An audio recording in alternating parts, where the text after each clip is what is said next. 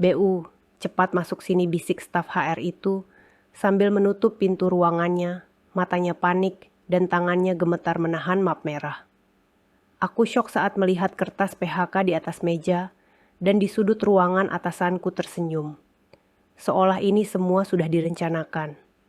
Ternyata selama ini, sebelum aku membuka seluruh kisahnya, silakan tekan like dan subscribe agar aku bisa terus membawakan cerita seperti ini untuk kalian. Tulis juga dari daerah mana kamu menonton. Aku selalu penasaran dari mana saja kalian yang mendengar ceritaku malam ini. Namaku Kirana. Aku bukan orang yang suka cari ribut, apalagi di kantor. Aku tipe yang kalau diberi kerjaan, aku kerjakan. Kalau ada masalah, aku selesaikan diam-diam, tidak banyak cerita. Aku percaya satu hal sederhana, kalau aku tidak macam-macam, hidupku tidak akan macam-macam juga. Tapi ternyata kantor itu punya jenis bahaya yang tidak bisa kamu hindari hanya dengan jadi baik dan patuh. Aku kerja di perusahaan distribusi yang dari luar tampak rapi. Gedungnya tidak tinggi, tapi interiornya mengkilap. Ada logo besar di lobi, ada aroma diffuser yang selalu wangi, ada poster nilai-nilai perusahaan yang ditempel seperti doa. Integritas, profesional, keluarga besar, tumbuh bersama. Waktu aku pertama kali diterima, aku sempat bangga. Aku merasa akhirnya aku punya tempat yang stabil untuk membesarkan anakku dan membantu ibu di rumah. Aku punya anak perempuan kecil, namanya Nara. Aku juga tinggal dengan ibuku sejak bapak meninggal. Jadi setiap rupiah gajiku bukan sekadar angka. Itu uang susu, uang sekolah, uang listrik, uang obat ibu kalau kamu pegalnya. Aku selalu hitung semuanya dengan hati-hati. Aku bukan orang yang bisa nekat kehilangan pekerjaan. Atasanku namanya Pak Raka. Orangnya pintar bicara dan tahu cara membuat semua orang merasa ia penting. Dia sering bercanda di depan tim, kadang memuji, kadang membuat orang malu dengan cara halus. Aku dulu mengira itu gaya kepemimpinan. Lama-lama aku baru sadar, itu cara dia menandai siapa yang bisa dia tekan dan siapa yang harus dia jaga. Aku sebenarnya tidak punya masalah besar dengannya di awal. Bahkan aku bersyukur karena dia terlihat percaya sama aku. Dia sering bilang, Kirana itu bisa diandalkan. Kirana itu rapi. Kirana itu cepat. Kata-kata itu membuatku merasa dihargai. Apalagi sebagai perempuan yang sering dianggap bekerja hanya sebagai tambahan penghasilan rumah tangga. Padahal bagiku, pekerjaanku adalah napas. Masalah mulai terasa sejak ada satu vendor yang selalu terlambat kirim barang. Namanya PT Sinar Medika. Aku ingat karena setiap kali vendor itu telat, Pak Raka selalu marah. Tapi marahnya bukan ke vendor. Marahnya ke kami, seolah kami yang sengaja membuat mereka telat. Aku sering diminta mempercepat pembayaran vendor, padahal prosedurnya harus lewat verifikasi. Pak Raka suka menekan dengan kalimat yang sama. Kirana, kalau kamu lambat, proyek bisa kacau. Kamu mau disalahkan direksi. Aku tidak mau tim kita kelihatan lemah. Aku butuh kamu bergerak cepat. Aku bergerak cepat. Aku lembur. Aku mengejar tanda tangan. Aku menunggu approval. Tapi aku juga tetap berpegang pada aturan. Aku tidak pernah berani memotong verifikasi. Aku selalu pastikan rekening yang dipakai sama dengan yang ada di dokumen resmi. Aku simpan semua email. Aku simpan semua bukti. Kadang Nisa, teman satu meja, suka bilang aku terlalu parno. Tapi kebiasaan itu membuatku merasa aman. Sampai hari Selasa itu. Pagi itu berjalan normal. Aku datang lebih awal, menyalakan komputer, membuka spreadsheet pembayaran, menyiapkan laporan arus kas yang diminta Pak Raka. Lalu, sekitar jam 10 lebih, Pak Raka datang ke mejaku, berdiri di belakang kursi seperti bayangan. Kirana, kamu sudah siap presentasi nanti? Aku mengangguk. Sudah Pak, saya sudah siapkan semuanya. Dia mencondongkan badan, suaranya pelan tapi tegas. Jangan bikin saya malu, ya. Direksi sensitif soal pembayaran vendor. Kamu tahu kan, sekarang banyak audit. Aku menelan ludah. Iya, Pak. Dia lalu menyebut hal yang membuatku sedikit tidak nyaman. Kirana, password sistem kamu apa? Saya mau cek cepat daftar vendor. Laptop kamu sudah kebuka. Aku terpaku. Pak, biasanya itu tidak boleh dibagi. Dia tertawa kecil, seolah aku lucu. Ini bukan orang luar, Kirana. Ini saya, atasan kamu. Kamu mau saya minta IT buka akses saya, lalu semua orang tahu kamu ribet. Sudah, cepat. Aku lihat sekeliling. Ada orang lewat. Ada tim lain di meja sebelah. Aku tidak enak menolak di depan umum. Dan jujur, aku takut dicap tidak kooperatif. Jadi aku menyebutkan password itu pelan, berharap dia hanya benar-benar cek cepat. Pak Raka mengetik sebentar, lalu berkata, "Oke, kamu rapat sekarang. Bawa laporan itu ke lantai 2. Aku buru-buru berdiri, membawa map, meninggalkan meja. Dalam kepalaku hanya ada presentasi, bukan laptop yang kutinggal. Aku pikir laptopku terkunci otomatis. Aku pikir aman. Rapat berlangsung lama. Aku presentasi, menjawab pertanyaan, menahan gugup. Pak Raka duduk di samping, sesekali menatapku dengan ekspresi yang tidak bisa kubaca. Di akhir rapat, Pak Seno, Direktur Operasional, memberi beberapa catatan. Aku mencatat semuanya, lalu kami bubar.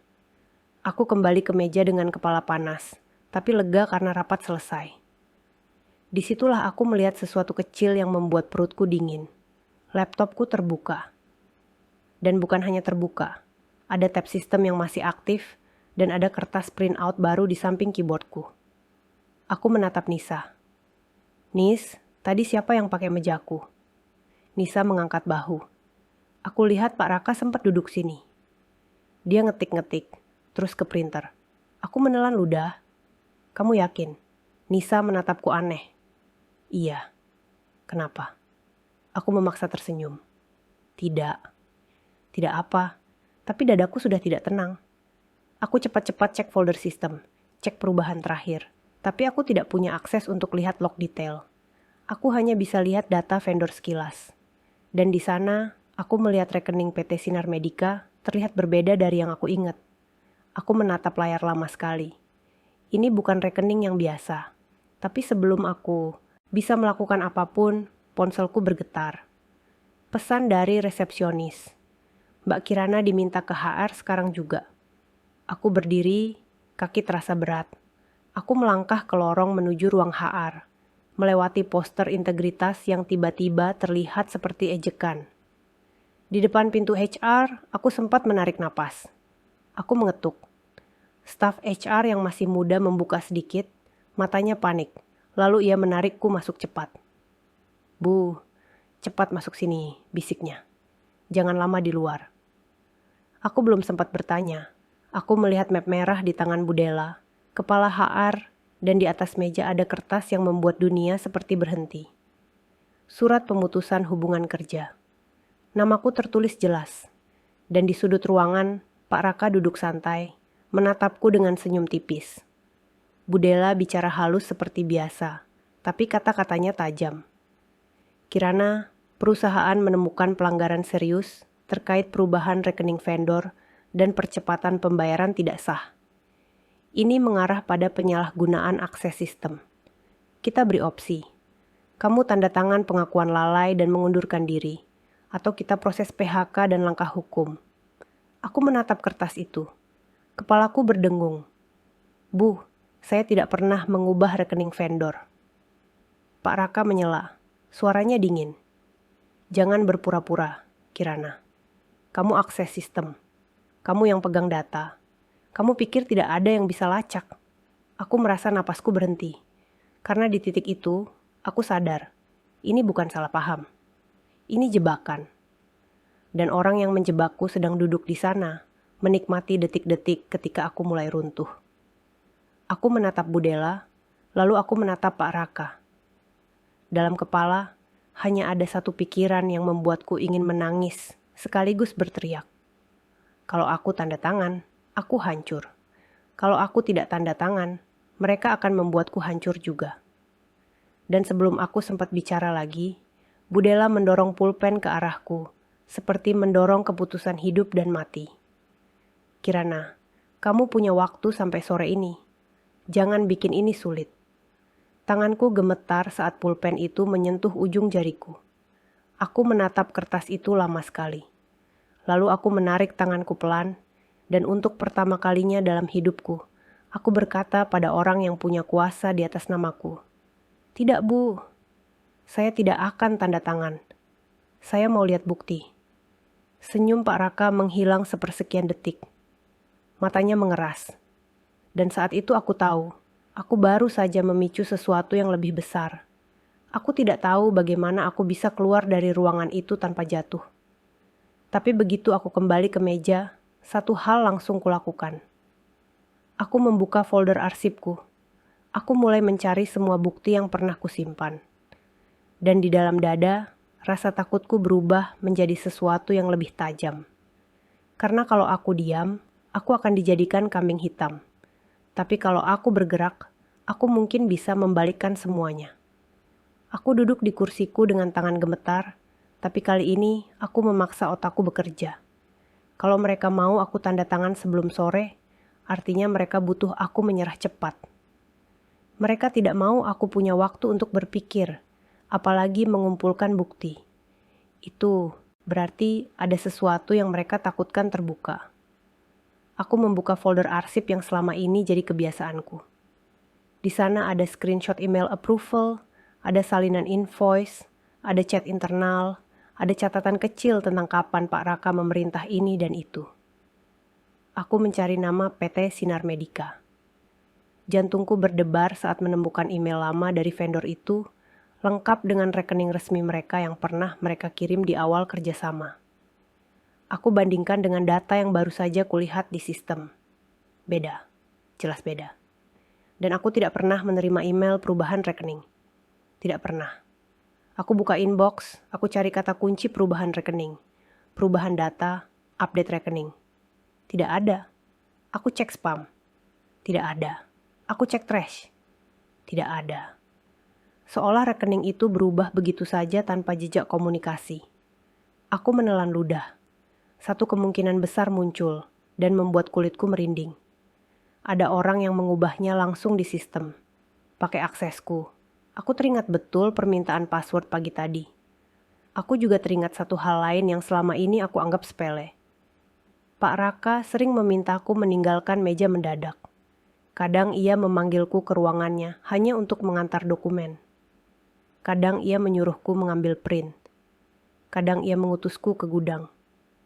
Dan aku, yang selalu ingin terlihat cepat dan patuh, sering pergi tanpa memastikan laptop benar-benar terkunci.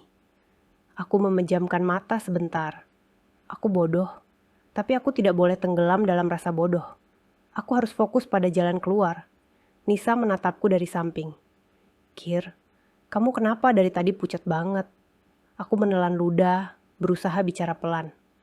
"Nis, kamu tadi lihat Pak Raka duduk di kursiku saat aku rapat ya?" Nisa mengangguk. "Iya." Dia ngetik-ngetik. "Kenapa?" Aku menatap Nisa lurus. Aku dituduh HR ubah rekening vendor. Dan itu jamnya pas aku rapat. Wajah Nisa berubah. "Hah, kamu serius?" Aku mengangguk. Mereka mau aku tanda tangan pengakuan sebelum sore. Nisa menutup mulutnya. Kaget. "Kir, itu gila. Kamu mau gimana?" Aku menghela napas. Aku butuh bukti. Bukti log sistem. Dan bukti siapa yang benar-benar duduk di meja aku. Nisa menatapku ragu. Log sistem cuma Iti yang bisa buka. Iti, nama itu membuatku teringat pada Mas Ilham. Orangnya sinis, suka jawab ketus, tapi kalau urusan data, dia rapi. Aku tidak dekat, tapi aku pernah beberapa kali minta tolong soal akses printer. Dan dia selalu menyelesaikan, meski sambil menggerutu. Aku berdiri. "Aku mau ke IT." Nisa meraih lenganku. "Kamu yakin?" "Kalau mereka tahu kamu cari bukti, mereka bisa hapus." Kata hapus membuatku makin cepat bergerak. Justru itu, aku harus cepat. Aku berjalan ke ruang IT dengan jantung yang rasanya bisa terdengar sampai koridor. Mas Ilham sedang duduk di depan layar besar, memegang kopi, wajahnya lelah. "Mas, aku butuh bantuan," kataku langsung tanpa basa-basi. Mas Ilham menoleh, alisnya terangkat. Bantuan apaan? Aku menelan ludah. Aku dituduh ubah rekening vendor. HR mau PHK aku sore ini. Mereka bilang lock system menunjukkan akses dari akunku. Tapi jamnya aku sedang rapat. Aku butuh cek log akses untuk bukti. Mas Ilham memandangku lama. Biasanya dia akan bilang buat tiket. Biasanya dia akan menghindar. Tapi kali ini mungkin wajahku terlalu jelas seperti orang yang sedang tenggelam. Dia menghela napas. Kamu punya tiket. Aku menggeleng. Ini mendadak. Aku bisa buat sekarang, tapi aku butuh minimal datanya dulu untuk membela diri. Mas Ilham menggerutu pelan. Aduh, kalau ini drama kantor lagi, jangan bawa saya. Aku menatapnya dengan mata yang hampir menangis. Mas, ini bukan drama. Ini soal rekening vendor. Kalau benar ada perubahan ke rekening aneh, perusahaan juga bisa rugi. Dan aku bisa jadi korban. Kata rugi membuat mata Mas Ilham berubah sedikit. Ia mengetuk meja dengan jari, lalu bergumam. Oke, duduk. Cepat. Aku duduk di kursi tamu. Mas Ilham mengetik, membuka sistem lock. Beberapa detik terasa seperti seabad. Lalu ia memutar layar sedikit agar aku bisa lihat. Nih, perubahan data vendor PT Sinar Medika dilakukan hari Selasa, jam 11 lewat. User yang login, akun kamu. Aku menahan napas. Jam 11. Aku ingat. Jam 11 aku presentasi di meeting lantai 2 bersama Pak Raka dan Pak Seno. Mas, bisa lihat device dan IP. Mas Ilham mengklik. IP internal kantor, device yang terdaftar. Laptop kamu. Aku menggenggam ujung kursi. Jadi memang ada yang pakai laptopku saat aku rapat. Mas Ilham menatapku. Kamu yakin kamu lagi rapat? Aku mengangguk kuat. Pak Seno bisa jadi saksi. Ada notulen rapat. Ada daftar hadir. Mas Ilham diam sebentar, lalu suaranya turun. Jadi ada yang duduk di meja kamu. Aku menelan ludah. Mas, bisa print atau screenshot log itu. Mas Ilham menghela napas, tapi tangannya sudah bergerak. Dia screenshot, lalu menyimpannya. Saya bisa kirim ke email kamu, tapi hati-hati. Orang yang kamu lawan bisa punya akses juga. Aku mengangguk cepat. Tolong kirim, Mas. Ini nyawa pekerjaan saya. Mas Ilham mengirim file, lalu menatapku dengan ekspresi datar, tapi ada sesuatu seperti simpati. Kirana, kalau kamu mau bukti kuat, cari CCTV. Log cuma bilang akun kamu. CCTV yang bilang siapa? CCTV. Dadaku berdegup lagi. Aku harus ke Satpam. Aku keluar dari IT dengan tangan gemetar, tapi kini aku punya satu bukti. Log jamnya. Aku berlari kecil ke pos keamanan. Di sana ada Pak Hendra, koordinator Satpam yang sering menyapa ramah. Pak, saya butuh bantuan, kataku. Suaraku bergetar. Pak Hendra menatapku heran. Kenapa, nak? Aku menelan ludah. Pak, saya dituduh ubah rekening vendor. Padahal jam itu saya rapat. Saya butuh lihat CCTV area finance hari Selasa jam 11. Saya cuma mau tahu siapa yang duduk di meja saya. Pak Hendra menatapku lama. Kirana, CCTV itu prosedurnya harus ada surat dari manajemen. Aku merasakan air mata naik. Pak, kalau saya tunggu surat, sore ini saya dipecat. Saya mohon. Saya tidak minta disebar. Saya cuma minta lihat sebentar. Bapak tahu saya orangnya gimana. Bapak sering lihat saya lembur. Saya bukan pencuri. Pak Hendra menghela napas panjang, lalu menoleh ke pintu seolah memastikan tidak ada orang yang mengintip. Oke, kita lihat sebentar. Tapi kalau ada apa-apa, kamu jangan sebut saya. Aku mengangguk cepat. Iya Pak, saya tidak akan sebut. Kami masuk ruang monitor. Ruangan itu sempit, bau kabel dan kopi.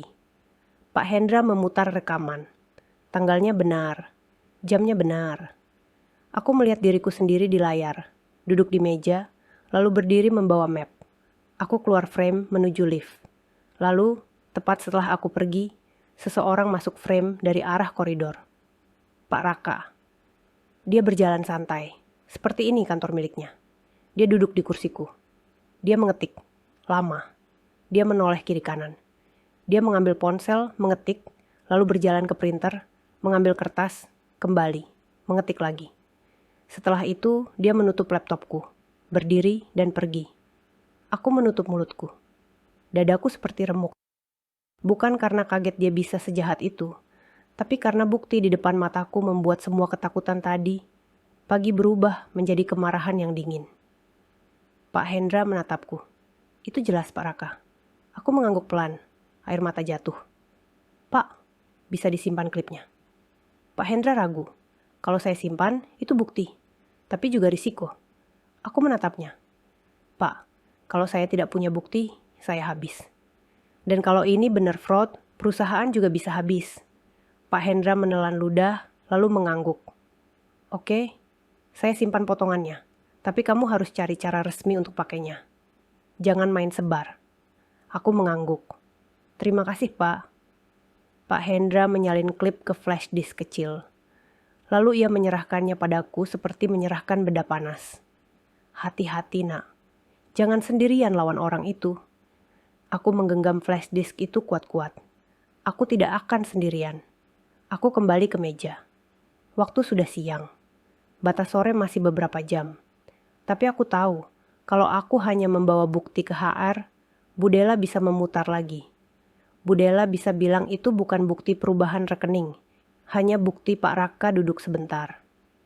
Budela bisa bilang aku tetap lalai karena meninggalkan laptop. Mereka bisa tetap memaksaku mengaku.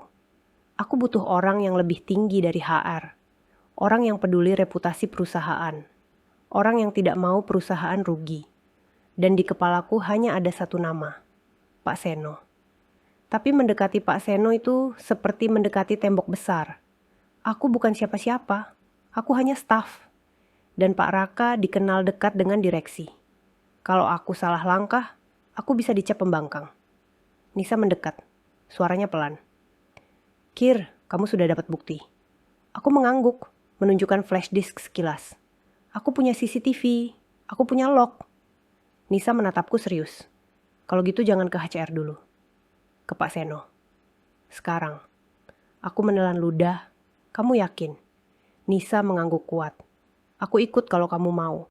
Tapi kamu harus cepat.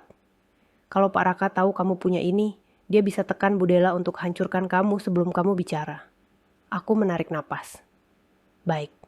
Aku akan ke Pak Seno.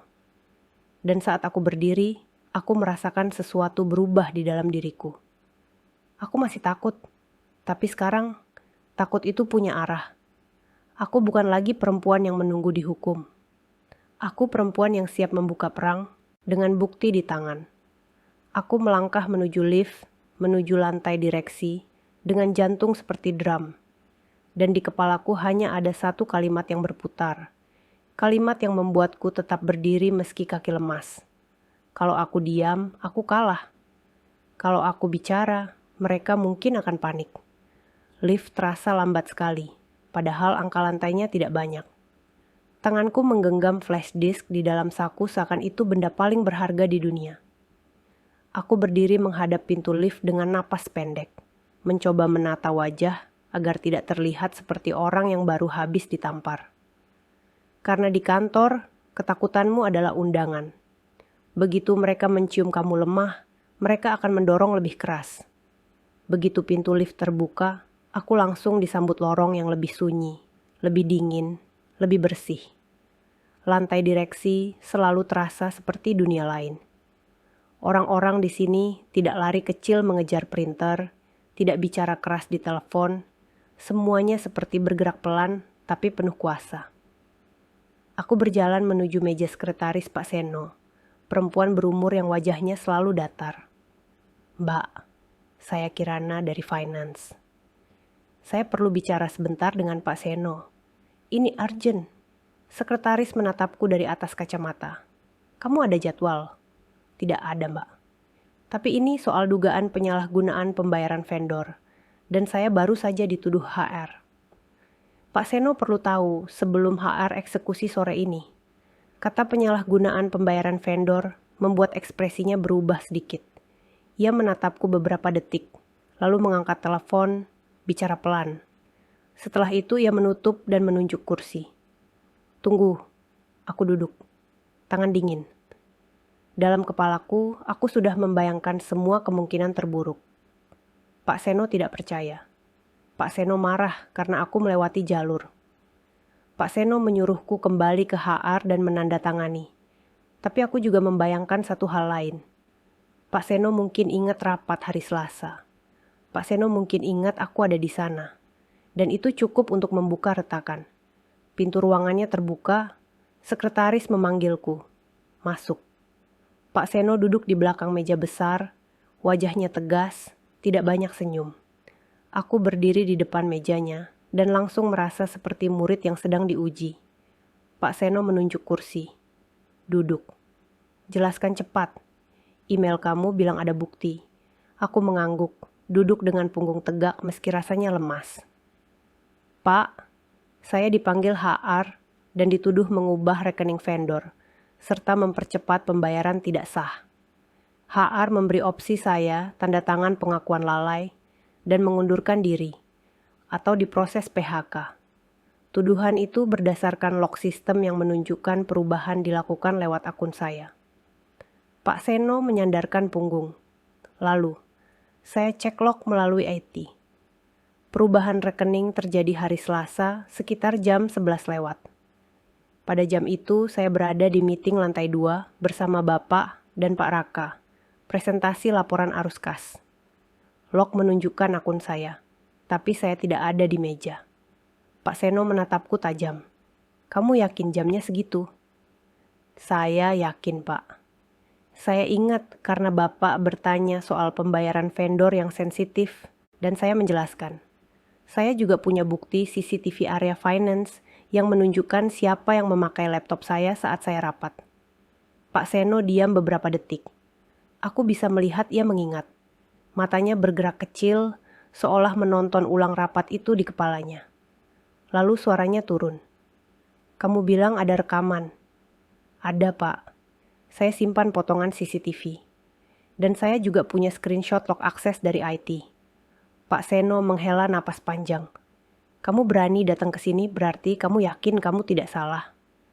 Saya tidak salah, Pak. Saya takut, tapi saya tidak bisa tanda tangan sesuatu yang bukan saya lakukan. Kalau saya tanda tangan, saya bukan cuma kehilangan pekerjaan. Saya bisa dituduh kriminal. Pak Seno mengetuk meja pelan. Oke, kita lakukan begini. Saya tidak mau keputusan HR diambil sebelum investigasi. Kamu jangan tanda tangan apapun. Jangan bicara ke siapa-siapa dulu. Saya panggil audit internal dan legal. Kamu tinggal di sini. Aku mengangguk cepat. Dalam dada ada rasa lega yang nyaris membuatku menangis. Tapi aku menahan. Aku tidak boleh terlihat rapuh. Aku harus terlihat seperti orang yang membawa fakta. Pak Seno menekan tombol telepon, memanggil Bu Murni dari audit internal, dan satu orang legal. Mereka datang tidak lama kemudian. Bu Murni membawa laptop, wajahnya datar, mata tajam. Orang legal membawa map biru. Pak Seno menatap mereka. Ada dugaan fraud vendor. Kirana dituduh HR, tapi dia punya bukti log dan CCTV, bahwa atasan divisinya memakai laptopnya saat ia rapat. Saya mau ini dicek sekarang. Bu Murni menatapku. Kamu punya buktinya. Aku mengeluarkan flash disk. Bu Murni memasangnya ke laptop. Video muncul. Aku melihat lagi potongan itu, dan setiap detik tetap membuat dadaku sesak. Pak Meraka duduk di kursiku, mengetik, print, mengetik lagi. Bu Murni menghentikan pada frame yang jelas. Bu Murni menoleh ke Pak Seno. Ini cukup untuk investigasi, tapi kita perlu cek trail transaksi. Apakah ada pembayaran yang benar-benar mengalir ke rekening baru? Orang legal menambahkan, kalau ada aliran dana tidak sah, ini bukan sekadar pelanggaran prosedur. Ini tindak pidana. Kata tindak pidana membuat udara di ruangan seperti mengeras. Pak Seno menatapku sebentar, lalu berkata, kamu benar datang. Saat mereka sibuk membuka sistem melalui akses audit, ponselku bergetar. Nama Pak Raka muncul. Dadaku langsung dingin. Aku menatap layar, ragu. Kalau aku angkat, bisa jadi jebakan. Kalau aku tidak angkat, dia akan panik dan melakukan sesuatu. Bu Murni menatapku. Itu siapa? Atasan saya, Pak Raka. Bu Murni mengangguk singkat. Angkat, tapi rekam. Jangan janji apapun. Tanganku gemetar, tapi aku menekan tombol rekam suara. Lalu aku angkat. Halo, Pak. Suara Pak Raka terdengar lebih rendah dari biasanya. Kirana, kamu kemana? Saya ada urusan, Pak. Urusan apa? Kamu jangan macam-macam. Kamu tahu kan prosedur? Kalau kamu bikin masalah, kamu bukan cuma dipecat. Kamu bisa kena blacklist. Anak kamu makan apa? Kalimat anak kamu makan apa itu seperti pisau. Tapi sekarang aku punya rekaman. Aku menahan napas. Pak, saya hanya minta bukti. Saya tidak mau tanda tangan pengakuan. Pak Raka tertawa kecil, tapi tawanya bergetar. Kirana, saya bisa bantu kamu. Kita bisa selesaikan ini. Kamu keluar baik-baik. Kamu undurkan diri. Saya bantu buat surat rekomendasi. Saya tutup semua. Tapi kamu jangan bawa-bawa orang atas. Kamu mau hidup kamu tenang kan? Aku menelan ludah. Saya mau hidup saya jujur, Pak.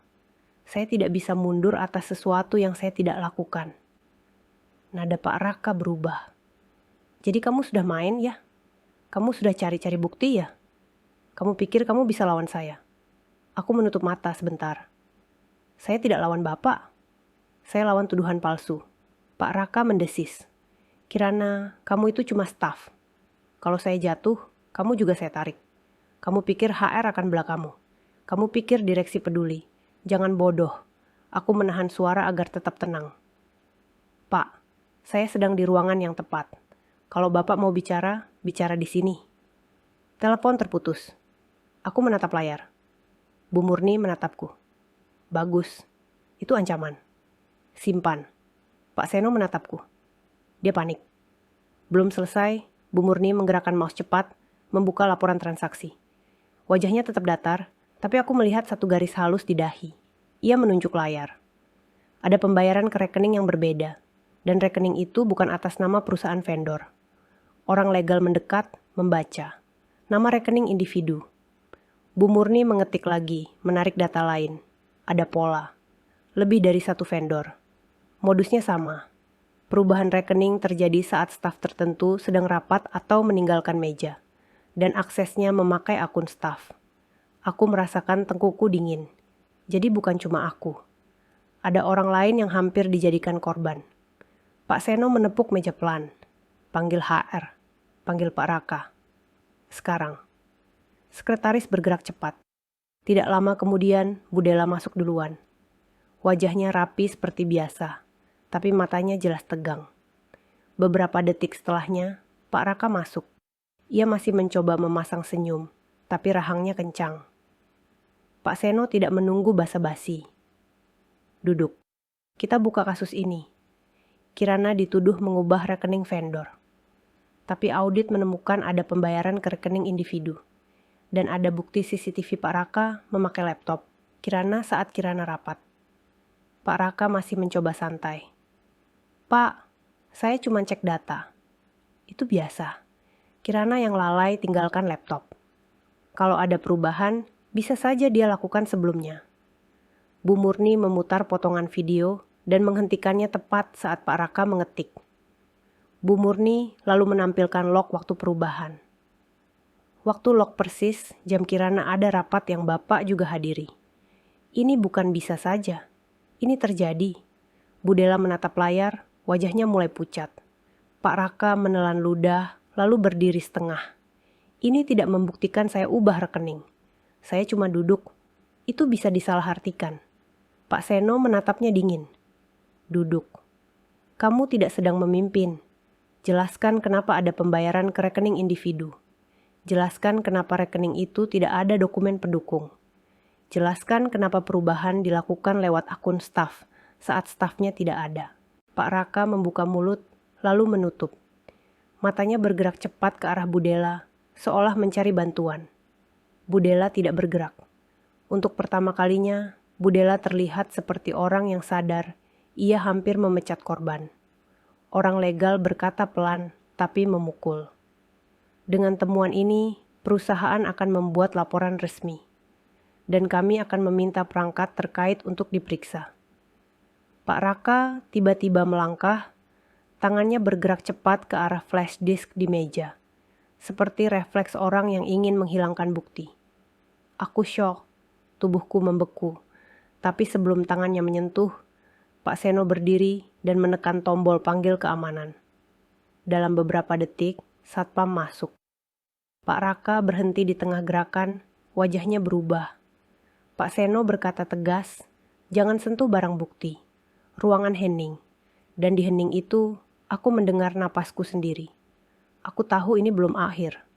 Tapi aku juga tahu satu hal. Permainan Pak Raka baru saja retak di depan orang-orang yang punya kuasa lebih besar darinya. Dan saat Bu Murni menatap layar dan berkata, "Kita baru buka sebagian. Masih ada transaksi lain yang lebih besar." Lututku terasa lemas. Karena kalau benar lebih besar, berarti Pak Raka bukan cuma menjebakku. Dia sudah lama mencuri, dan sekarang dia akan melakukan apa saja agar tidak tenggelam. Pak Raka berdiri kaku di tengah ruangan. Wajahnya seperti orang yang baru saja kehilangan lantai di bawah kakinya. Satpam berdiri di dekat pintu, dan untuk pertama kalinya aku melihat atasan yang biasanya merasa tidak tersentuh. Terlihat seperti manusia biasa yang takut. Budela menatap Pak Seno, lalu menatapku, lalu menatap map di tangannya sendiri, seolah baru sadar betapa cepat ia hampir menghabisi hidup seseorang, hanya karena percaya pada satu orang yang ternyata busuk. Tapi di kantor, penyesalan tidak pernah cukup untuk mengembalikan rasa aman. Bu Murni tetap datar. Ia bukan tipe yang terpengaruh drama. Ia tipe yang hanya percaya pada jejak. Dan jejak itu sedang menuntun semuanya ke satu nama yang mulai membuat udara di ruangan semakin berat. Pak Seno berkata, "Tegas Raka, mulai dari sekarang kamu dinonaktifkan sementara. Semua akses kamu dicabut. Kamu tidak boleh menyentuh perangkat kantor, tidak boleh menghubungi staf finance, dan kamu akan diperiksa sesuai prosedur. Kalau kamu kooperatif, kamu bisa jelaskan. Kalau tidak, ini akan jadi urusan pihak berwenang." Pak Raka menelan ludah. "Pak, ini terlalu dibesar-besarkan. Saya bisa jelaskan. Ini miskomunikasi." Bu Murni menatapnya tanpa berkedip. Miskomunikasi tidak membuat uang pindah ke rekening individu. Miskomunikasi tidak membuat akses dilakukan saat staf rapat. Miskomunikasi tidak membuat kamu mencoba mengambil barang bukti. Kalimat itu seperti palu. Pak Raka terdiam. Aku duduk diam, tapi dalam dadaku ada gemuruh. Aku ingin lega, ingin menangis, ingin marah. Tapi aku menahan semuanya. Karena aku tahu, orang seperti Pak Raka tidak menyerah saat terpojok. Dia akan menggigit, menyeret, mengacak, membuat semua orang ragu, membuat aku terlihat salah, membuat perusahaan memilih jalan paling mudah, yaitu mengorbankan satu staf demi menutup aib. Dan aku sudah melihat bagaimana cepatnya aib bisa ditutup kalau korban memilih diam. Rapat itu ditutup dengan keputusan cepat. Bu Murni mengambil semua bukti digital. Orang legal meminta semua komunikasi terkait disimpan. Dan Pak Seno memerintahkan Satpam mengantar Pak Raka keluar dari area kerja finance. Budela diminta menunda semua tindakan kepegawaian terhadapku sampai investigasi selesai. Aku diberi izin pulang lebih awal, tapi aku tidak langsung pulang. Aku menunggu sampai Bu Murni selesai mengamankan data, karena aku tidak mau ada celah. Saat aku akhirnya kembali ke lantai bawah, suasana kantor sudah berubah. Bukan berubah jadi tenang, justru berubah jadi ramai oleh bisik-bisik. Orang-orang melihatku seperti aku membawa api. Beberapa orang pura-pura sibuk saat aku lewat, tapi matanya mengikuti.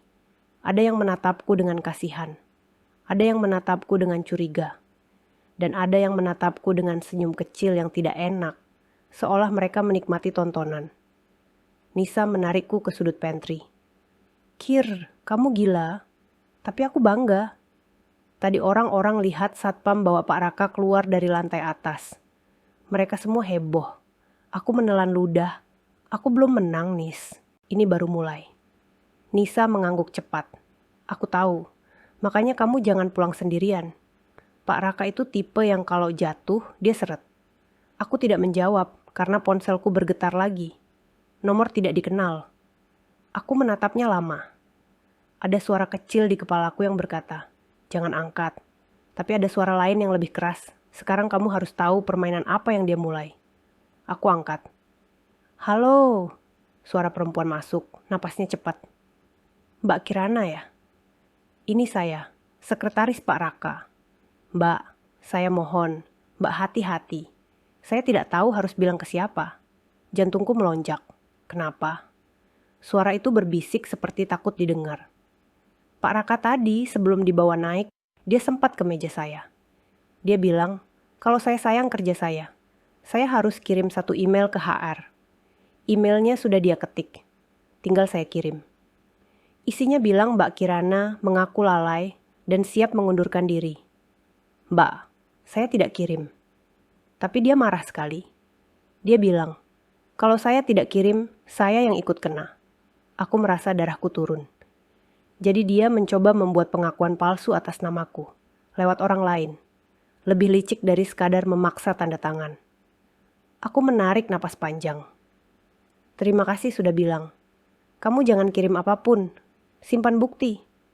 Kalau dia tekan kamu catat semua." Perempuan itu hampir menangis. "Mbak, saya takut." Dia bilang, dia punya nomor ibu, Mbak. Dia bilang, dia bisa bikin hidup kita semua rusak. Aku menutup mata. Ancaman mulai menyerang rumah. Aku sudah menduganya. Dan tepat saat aku selesai bicara, layar ponselku muncul pesan baru dari nomor lain. Kalimatnya pendek, tapi cukup membuat tanganku dingin. "Kamu hebat ya, Kirana. Sekarang lihat keluargamu." Aku tidak membalas. Aku screenshot. Aku kirim ke orang legal yang tadi menangani kasus, lewat email resmi yang diberi Pak Seno. Aku juga kirim ke Bu Murni. Aku tidak akan melawan ancaman dengan emosi. Aku akan melawannya dengan bukti. Nisa menatapku. "Itu siapa?" Aku menjawab pelan. Dia mulai ancam keluarga. Nisa langsung meraih tanganku. "Kir, kamu pulang sama aku dulu. Jangan langsung ke rumah. Kamu telepon ibu, pastikan aman." Aku mengangguk, lalu menelpon ibuku. Ibu mengangkat dengan suara biasa. "Nak, kamu pulang jam berapa?" "Bu, ibu di rumah ya. Jangan buka pintu kalau ada orang. Kalau ada yang cari ibu, bilang saja ibu tidak tahu apa-apa. Kunci semua. Telepon aku kalau ada apapun." Ibu terdiam sebentar. "Suaramu kenapa?" Aku menelan ludah. "Ada masalah kantor, Bu. Tapi ibu jangan takut. Aku sedang urus." Ibu menghela napas. "Ya Allah, kamu hati-hati, Nak." Aku menutup telepon, dan untuk pertama kalinya rasa takutku berubah bentuk. Bukan lagi takut kehilangan kerja, tapi takut orang jahat menyentuh rumahku. Bu Murni mengirim pesan lewat email. "Kirana, malam ini jangan unggah bukti kemanapun. Jangan sebarkan video. Jangan bahas dengan rekan kantor. Semua bukti harus melalui jalur resmi. Tapi kamu simpan salinan pribadi di tempat aman, bukan di laptop kantor. Kalau ada ancaman, catat, screenshot, simpan." Aku membaca itu berkali-kali. Lalu aku melakukan langkah yang selama ini sering dianggap berlebihan. Aku menyimpan semua bukti di 2 tempat berbeda. Aku kirim ke email pribadiku. Aku simpan di flash disk lain. Aku juga menuliskan kronologi lengkap di catatan ponsel, jam demi jam. Siapa berkata apa, siapa menekan apa, siapa mengancam apa. Karena aku tahu, saat kasus masuk ke meja yang lebih besar, detail kecil bisa jadi pembeda antara korban yang dipercaya dan korban yang dianggap mengada-ada. Malam itu aku tidak bisa tidur. Setiap suara motor lewat depan rumah terdengar seperti ancaman. Setiap notifikasi ponsel membuat jantungku melompat. Aku berbaring di samping anakku yang sudah tidur, melihat wajahnya yang damai. Dan aku merasa marah pada dunia, yang membuat ibu-ibu harus mempertaruhkan pekerjaan dan keamanan hanya untuk jujur. Keesokan harinya, aku diminta datang ke kantor lebih pagi. Bukan ke meja kerja, tapi ke ruang rapat audit. Bu Murni, orang legal, dan Pak Seno sudah menunggu. Wajah mereka serius. Bu Murni membuka laptop dan menunjukkan sesuatu yang membuat mataku membeku.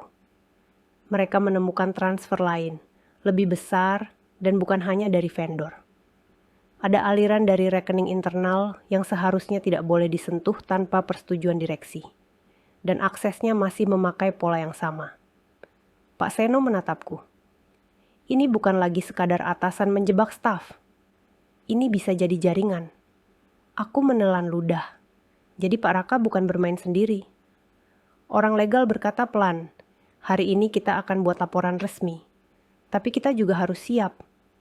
Kalau Raka panik, dia bisa melakukan langkah kotor, termasuk melaporkan balik kamu. Mereka sering begitu. Mereka menuduh korban memeras, menuduh korban menyebar aib perusahaan. Aku merasakan dingin menjalar. Lalu ponselku bergetar lagi. Pesan masuk dari nomor tidak dikenal, tapi kali ini bukan ancaman biasa. Pesannya membuat mataku langsung buram. Kirana, saya sudah laporkan kamu duluan. Kamu siap ya? Aku syok. Napasku berhenti sesaat. Dan saat itu aku sadar, perang ini sudah naik level. Pak Raka bukan hanya ingin selamat. Dia ingin menjadikan aku tersangka. Aku membaca pesan itu berkali-kali sampai hurufnya seperti menari.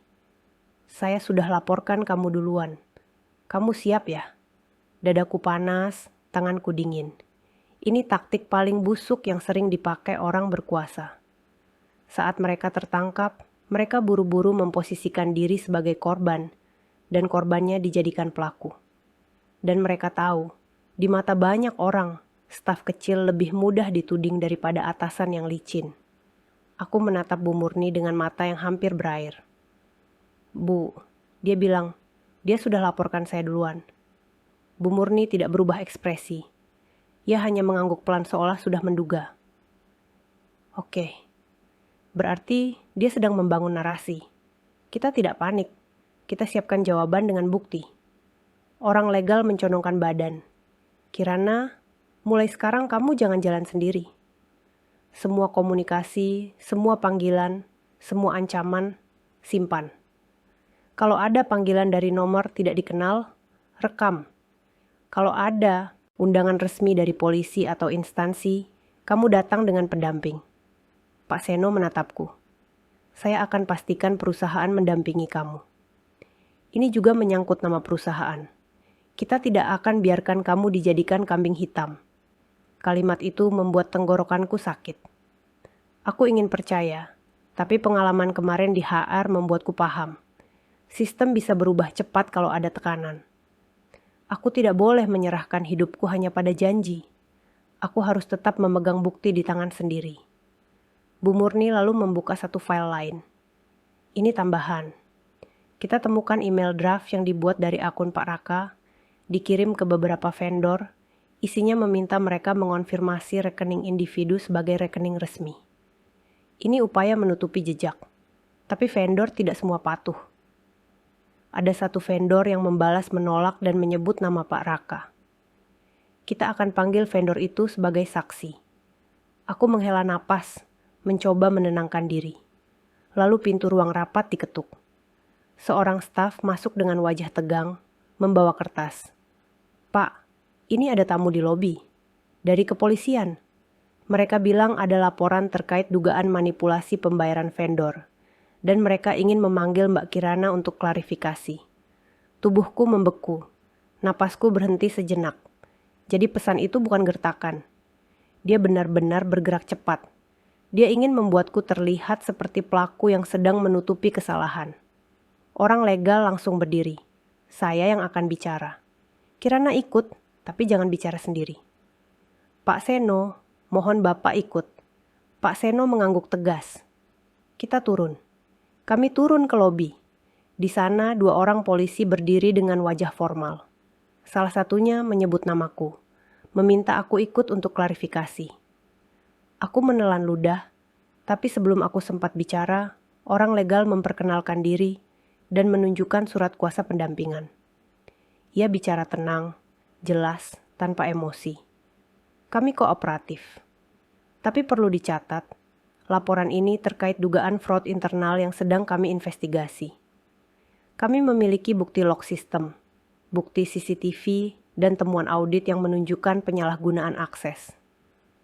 Kami siap serahkan bukti melalui prosedur yang benar. Polisi itu mengangguk lalu bertanya, siapa pihak yang dilaporkan? Orang legal menjawab, karyawan kami atas nama Kirana dilaporkan oleh atasannya, Pak Raka. Namun temuan awal menunjukkan Kirana adalah korban penyalahgunaan akun. Aku melihat mata polisi itu berubah sedikit. Mereka bukan orang bodoh.